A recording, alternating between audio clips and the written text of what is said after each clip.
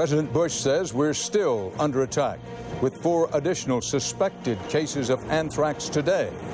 The post office says it cannot absolutely guarantee your mail is safe. What is your government doing about this? The new Homeland Security Director brings us the latest in an exclusive CBS Evening News interview. A Pentagon warning the Taliban may fight back with a monstrous act against their own people. And millions of refugees, hungry, sick, and desperate with winter ahead.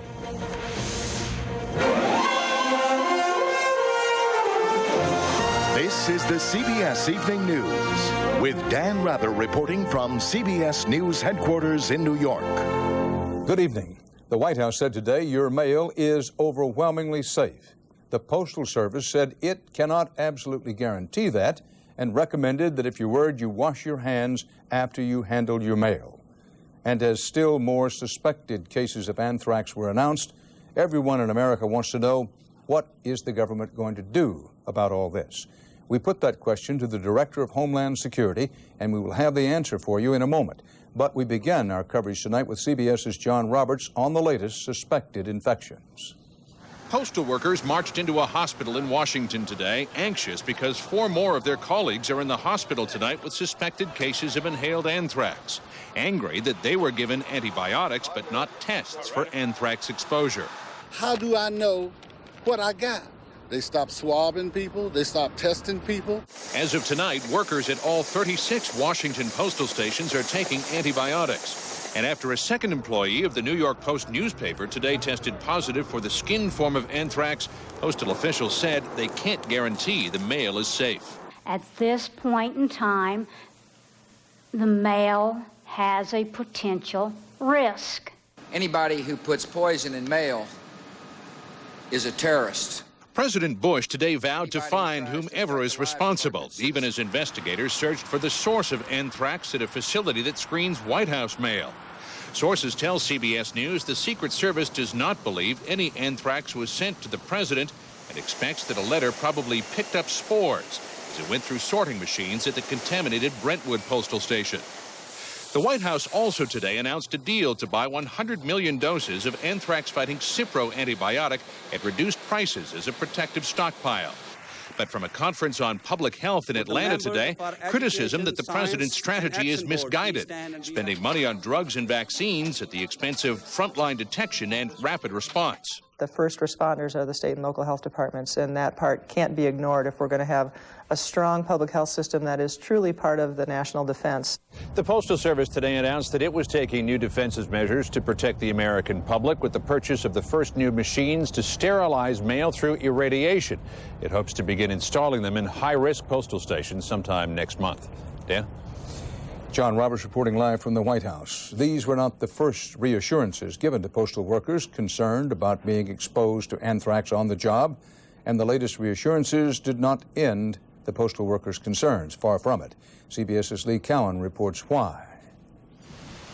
In Trenton, New Jersey, the anthrax learning curve has been dangerously steep. Even though workers at this facility were initially told not to worry, investigators announced they're now finding anthrax in 1 out of every 3 places they test.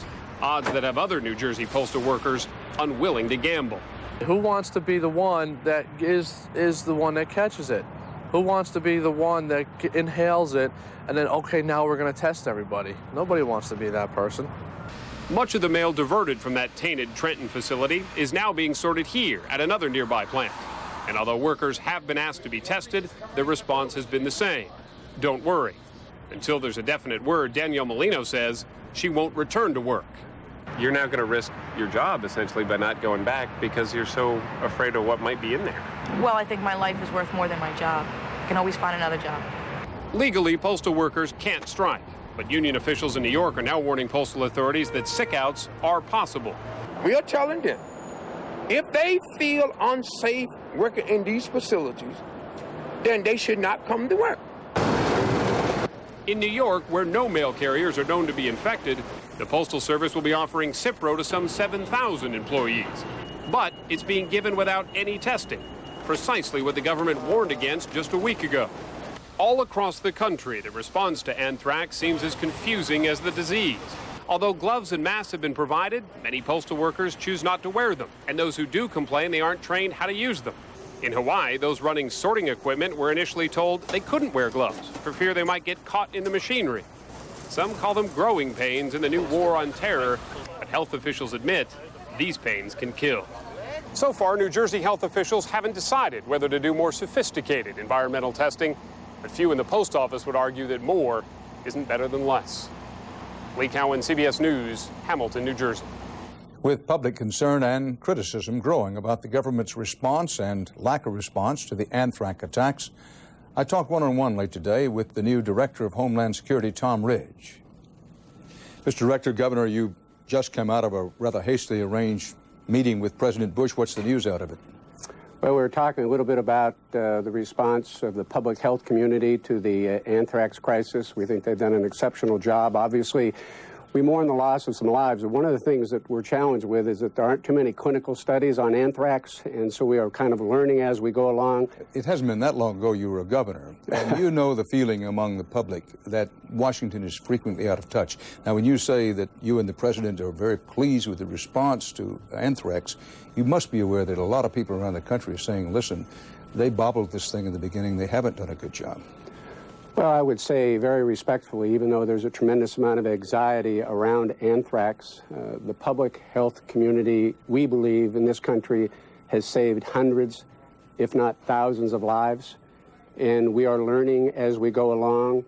One of these challenges is non-state terrorism, and one of the challenges within that effort is dealing with this anthrax delivery through the mail system. Mr. Director, you're aware that rightly or wrongly, there have been people who have expressed outrage about what they see is the inequity between the way people in the Congress and their staffs were handled in the early stages of the anthrax threat and the blue-collar workers who work at the post office. Would you address yourself to that?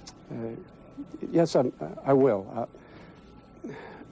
I don't think that the healthcare professionals at either site, either dealing with the challenges on the Senate office building or at Brentwood, did anything other than exercise their best scientific judgment based on what they knew at the time. I'm absolutely, positively, 1,000% convinced that they weren't looking at the collar of the shirts, whether it was a white collar or blue collar challenge. They were looking at a medical challenge, and they did their very, very best. And you do or do not categorically deny that preferential treatment was given to politicians and those who work for politicians? I just, Dan, I regret that whole notion has come into the public discussion. I don't think if you saw and you talked to the men and women involved in the public health delivery system, the doctors, the emergency technicians, they are dealing with lives every single day and the potential for fatalities and the potential to save lives. And they make those very difficult decisions based on very little scientific evidence. It wasn't until a couple weeks ago that the public health delivery system even had to think about the challenge, the 21st century challenge of anthrax delivery, spores of anthrax being delivered and disseminated in the mail. Mr. Director, I want to pick up something that follow up on something you said earlier. You said we're dealing with 21st century non-state sponsored terrorism. Right. Is that the collective judgment of yourself and the president and those around him that what we are dealing with is non-state sponsored terrorism? Well, it's pretty clear that the non-state terrorists were involved in turning airplanes into missiles, and there's no credible evidence linking the anthrax dissemination to bin Laden. But a lot of people probably have reached their own conclusions before the FBI and the Attorney General have concluded their investigations. And that is more my opinion than anybody else's, but I think it is an opinion that, at least for the time being, absent other information, is probably shared by a lot of Americans. It isn't just coincidental. Experts in biowarfare say there are really only 3 countries capable of producing the kind of anthrax that has come through the mails here: Russia, Iraq, and Great Britain, besides the United States. And does that or does it not narrow the list of suspects of where this came down pretty finely? Well, it's my understanding, Dan, that there have been that getting access to anthrax spores isn't necessarily limited to the public operation of 3 or 4 different countries. I mean, the spores themselves in different forms are available in research and can be extracted. It certainly narrows internationally the options if somebody was to go in and secure some samples from a public laboratory or a military establishment. Those Americans who are at home and saying, well, I hear what the director is saying, but I'm a little concerned about my mail at home. What say you?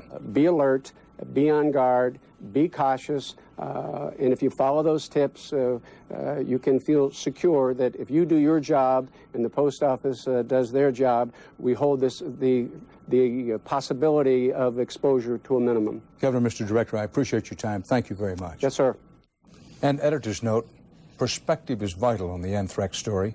In a country of 285 million Americans, the number of confirmed infections is 12.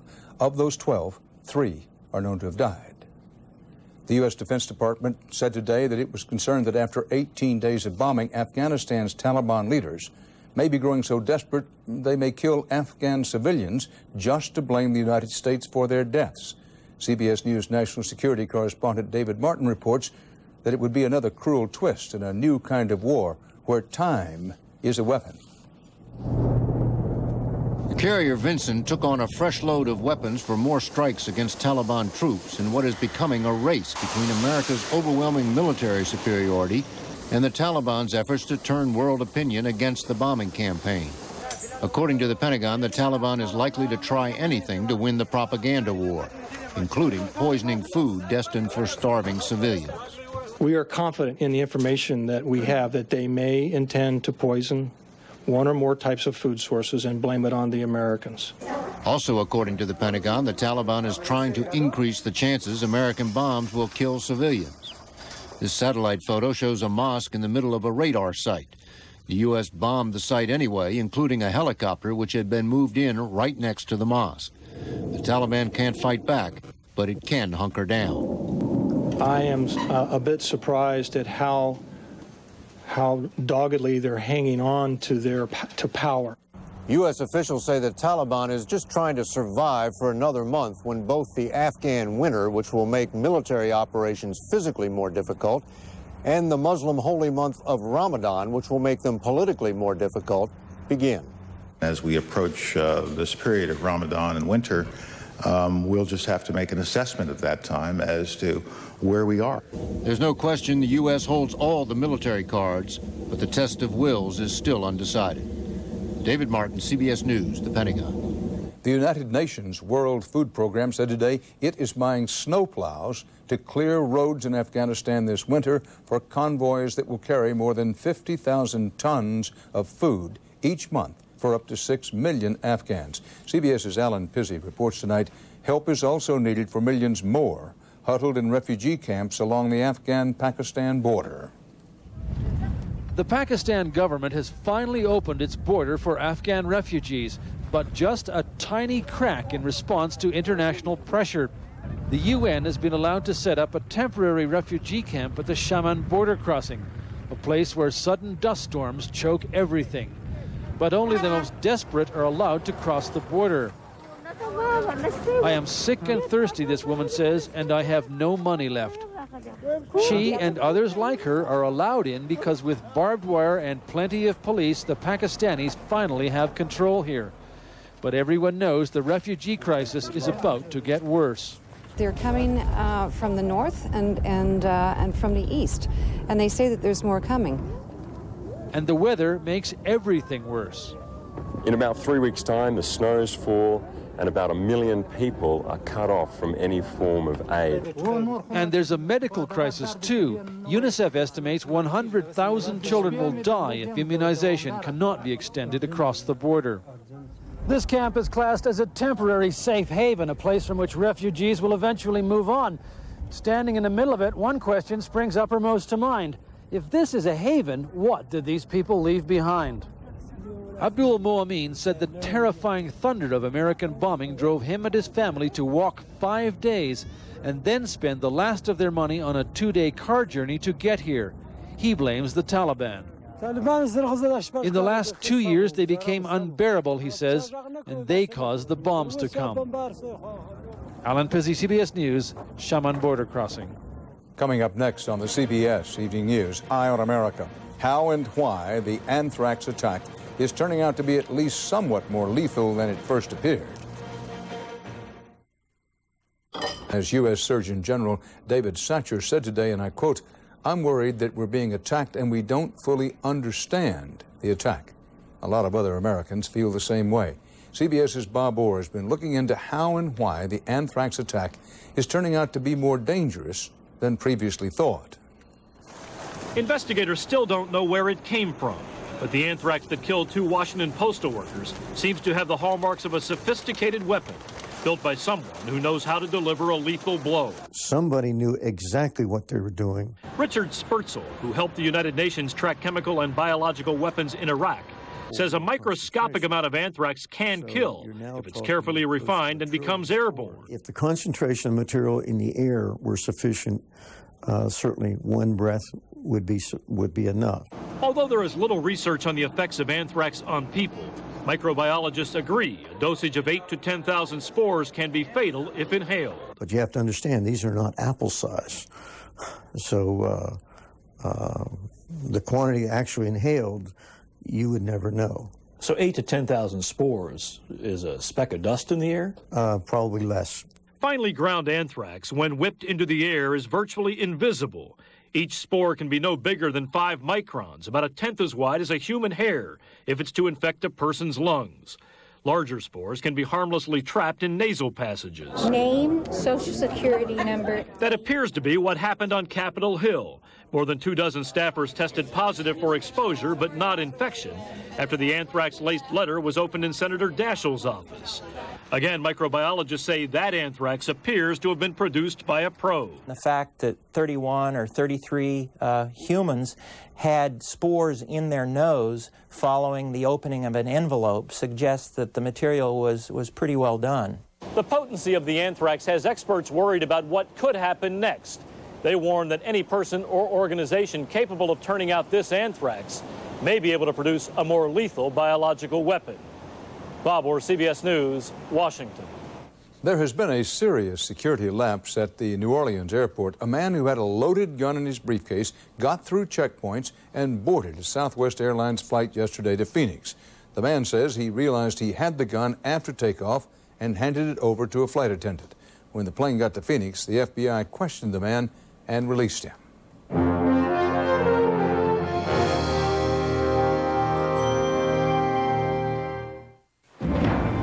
I'm every man. And every woman who ever suffered from frequent, persistent heartburn. If you've treated your heartburn and changed your diet, but it comes back 2 or more days a week, then you may know about the burning pain of acid reflux disease. But there's something about acid reflux that I didn't know. Over time, that acid churning up can wear away the lining of your esophagus. I didn't know. I didn't know. I didn't. But today, there's a purple pill called Nexium. It's from the makers of Prilosec. Just 1 prescription Nexium a day gives many people complete resolution of heartburn symptoms. That could mean complete heartburn relief. And importantly, Nexium is also proven to heal erosions in the esophagus caused by acid reflux. Only a doctor can determine if you have this damage. Other serious stomach conditions may still exist. The most common side effects of Nexium and Prilosec are headache, diarrhea, and abdominal pain. So talk to your doctor and call this number for more information and for a free trial certificate for Nexium. Relieve the heartburn, heal the damage. It's possible with today's purple pill called Nexium. I ate Quaker oatmeal for 30 days. It actually works to remove cholesterol from your body. Cleans it right out. Helped me wash away 24 points. It's a classic. Quaker oatmeal warms you heart and soul. This weekend, Enterprise Rent-A-Car announces special low rates from just $9.99 a day. Friday till Monday from just $9.99 a day. Pick Enterprise. We'll pick you up. 1-800-RENT-A-CAR. If I had a man like Hefty. If I had a man like Hefty, he'd always be coming up with new ways to impress me. Introducing Hefty the Gripper, the first kitchen bag with a stretch and grip top so it hugs the can and won't slip. Oh, and he'd know how to hold on tight. And he wouldn't cave under pressure. Nothing's made like the Gripper. It stretches, grips, and stays put so it can take it like a man. And when I'm done with him, ciao, baby. Bye-bye. So long. The Gripper, new from Hefty, the strong, dependable type. Your eyes need nutrition as well as the rest of your body, so Centrum and Centrum Silver added lutein to help maintain your precious sight. Now your eyes, your toes, and everything in between are covered by Centrum and Centrum Silver. More complete from A to Zinc. Tired of struggling down glass after glass of powdered fiber for regularity? Consider refreshing glasses of water with FiberCon tablets. A whole lot easier to take. And every bit as effective as powder. FiberCon, refreshingly easier to take. The anthrax vaccine. It's out there, but who's getting it? Tomorrow, we'll ask the experts and take a look at a possible new vaccine on the CBS Evening News with Dan Rather. In the Middle East today, at least 11 Palestinians were killed in sharp new clashes with Israeli forces in the West Bank. Some of the worst fighting was in Bethlehem, where a hotel caught fire. Prime Minister Ariel Sharon reportedly has called a meeting tomorrow to discuss possibly withdrawing his troops and tanks from Palestinian-controlled territory. In Washington, Congress got back to serious legislative business today. The House passed the anti-terrorism bill. It would expand federal powers to conduct surveillance and wiretaps and to detain suspects without charges. Final approval is still required by the Senate. There's a new push for the air travel security bill, but House Republican leaders still oppose a Senate provision to put federal workers working at airport security. And late today, the House passed a controversial $100 billion plan to try and stimulate the economy. It may face tough going yet in the Senate. Two of America's best-known companies announced job cuts today. Kodak is eliminating as many as 4,000 on top of 3,500 announced in April. Sears is cutting 4,900 jobs. Tech stocks led a Wall Street rally today. The Dow gained 5.5 points, the Nasdaq 27. We'll have more CBS News for you in a moment.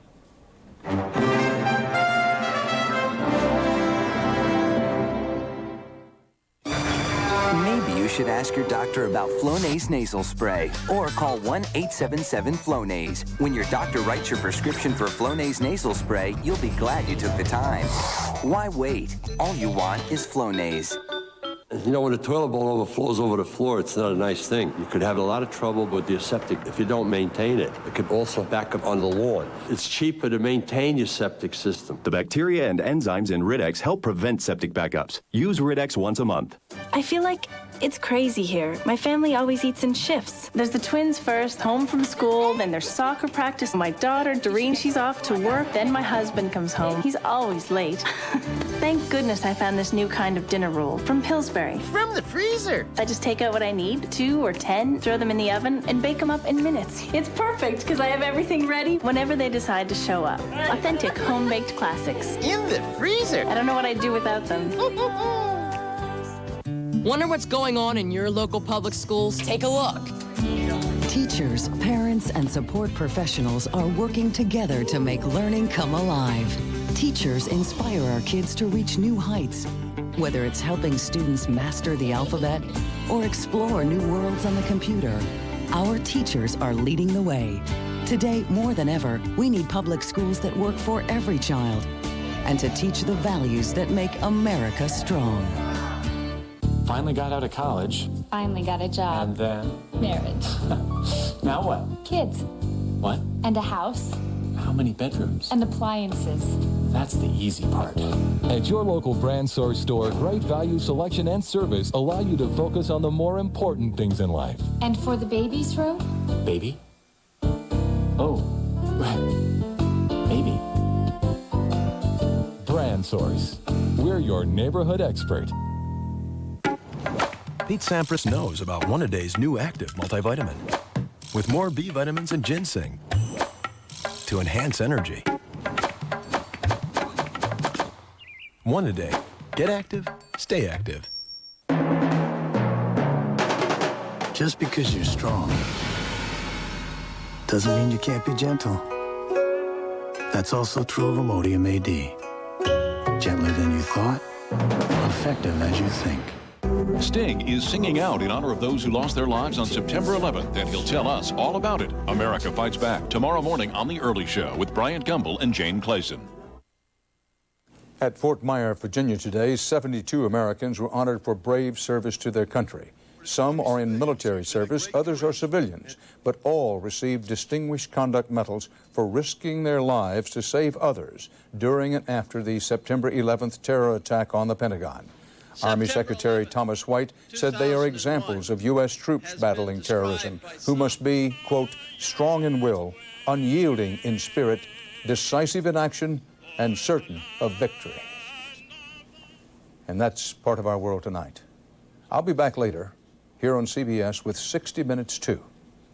In his first interview, Transportation Secretary Mineta offers a harrowing glimpse inside the White House bunker on September 11th. And Paul McCartney. He helped raise millions for victims and their families. Now he talks candidly about his own loss. We invite you to join us for 60 Minutes 2, coming up quickly tonight at 8, 7 Central.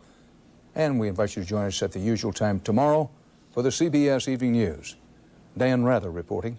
I'll see you soon on 60 Minutes 2. For news 24 hours a day, CBS.com on the internet and on our interactive partner, America Online, at keyword CBS News.